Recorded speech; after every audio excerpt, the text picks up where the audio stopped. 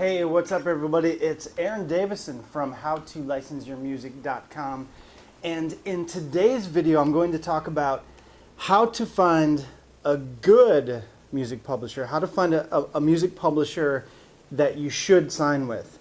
There are a lot of different publishers and a lot of different libraries out there. There's a lot of people licensing music these days. But these companies are by no means all created equal. There's a lot of different types of companies. Some publishers are much better and more established than others. Some have been in business longer. So I think there's a few things you should look for in terms of deciding who you should and shouldn't sign with in terms of working with publishers. So number one, my first tip is number one, look at their track record. I think it's really important that you look at the track record of any potential publishers you sign with. Look at where they've placed music, look at who their clients are, look at how many projects they've worked with in the past. I just signed with a new publisher in LA that I'm really excited about, and one of the main reasons that I'm so excited, besides the fact that I think the people running the company are really good, solid people, but in addition to that, they're a company that's been in business for over 10 years, I think close to 15 years now. So they have a really long track record. They've placed music in thousands of projects and in many TV shows I'm sure you know of, a ton of feature films, commercials. So I'm really excited about working with them just based on all the different places they've placed music. So it's really a demonstration to me when I see a company like this that, number one, they know the market really well. Number two, they have the necessary contacts. They know who to contact. They have those relationships established that I don't. So I think that, you know, it's not to say that you can't sign your music to a new company and maybe it will get licensed that way, picked up by somebody. That's certainly possible.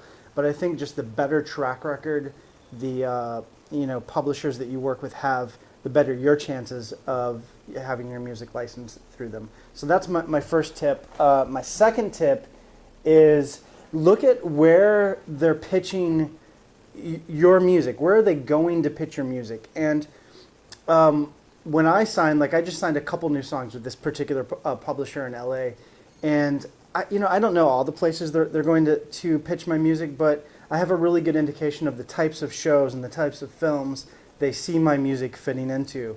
And to me, again, it's a really good sign because it tells you number one, they think your music is a good fit for these types of projects. Number two, it tells you that they know that they have an immediate need for your music. And I think this is really important because I think what happens a lot of times is songwriters sign music to a publisher or library, and that particular publisher might not have any idea where this music will fit and where it could be licensed to potentially. And sometimes what happens is publishers just sign artists and they take on new music sort of in the hopes that at some point in the future they're going to have a need for this genre or style or whatever. And maybe they will, maybe they won't. But when you know specifically the types of shows your publisher is going to submit your music to, I think that's a really good sign. So I think that's really important.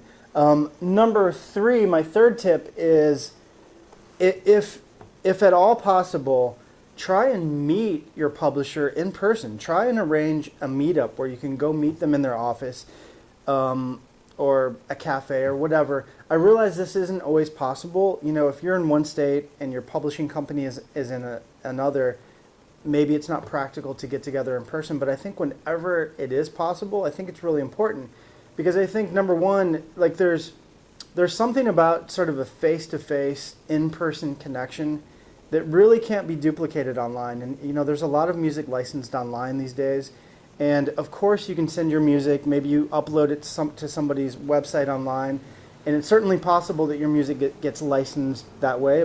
This happens all the time. But again, there's just something to be said for a real personal connection with a real person.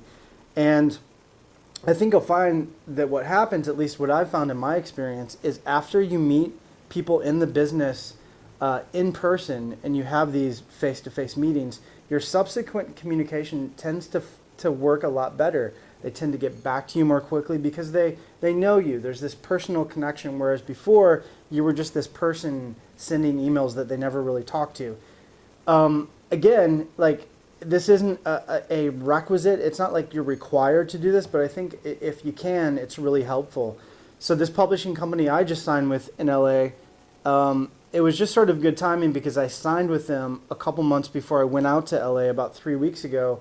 I went there to record a CD that should be coming out in a couple months. So it worked out really well. I just signed with them, and so they invited me and my producer to their offices in LA, and it was great to meet them in person, but it was also great to sort of see the behind the scenes, to see what an actual publishing company of that size looks like behind the scenes. And I was really blown away. There were like 7 people that worked there. We met the owner and her assistant. Beautiful big office with multiple offices. So it just sort of, sometimes you don't know when you're working with companies online, you really don't know how legitimate they are sometimes until you go in person and actually see it for yourself. So I was really impressed, and again, it just gives me that much of a better feeling in terms of working with them. So my last tip is, this one isn't maybe as important, but it's still something you should consider, is how does your music fit stylistically into the catalog you're signing your music to? So one of the other things we did after we met this particular publisher, I would tell you who it is, but we're not really allowed to disclose who we work with in public forums like this. But one of the things she did is she sent us like 4 or 5 tracks that she's been licensing a lot recently. So it's good if you sort of get an idea of what music your publisher is licensing a lot. And it's helpful in terms of knowing what styles work, what works stylistically, but it's also helpful in terms of the production and listening to the production and different things that are happening production-wise that you can potentially implement into your mixes. So that's it. Those are my 4 tips for how to find a good publisher. There's a lot of publishers out there. There's a lot of good publishers out there, but there's also a lot of publishers that aren't as established. And so you want to look for the good ones and increase your odds of making money from your music. So that's it. Have a great day.